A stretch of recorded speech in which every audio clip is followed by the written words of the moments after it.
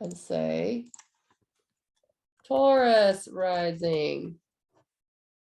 Can I move it? Yeah, I can. See, there's a little Taurus sign. So this is the rising sign.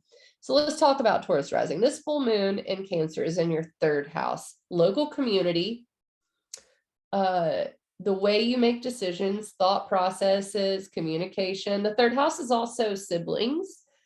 So there's some emotional awareness, but it's also very intellectual for you here.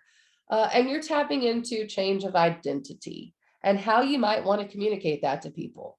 Or the fact that you need to be able to communicate just how much you're changing to people. The re-strategizing, the rethinking comes through your ninth house, which is higher education, teaching, philosophy, your worldview, something there is changing based on how your identity is changing. This looks like you might even want to be involved in your local community stuff, you know, like community politics.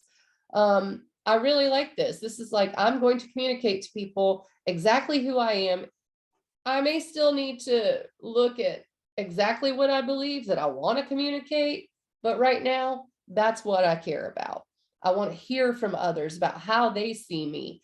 And I want to feel good enough to communicate who I am to people. Mars retrograde is in your second house of finances. So if that feels wonky, you're doing your research there. Okay. You're figuring out what you really want for your assets, for your money, for your self-worth. And Venus and Saturn are in your 10th house of career. And that's where you're imagining the future. Where do I want to be in the future? How much money do I want it to give me? Okay, if I can envision that, then I can also work on being comfortable enough to communicate that to people, basically. All right, Taurus rising. Pretty cool, pretty cool. I like it. All right, let's do Gemini rising.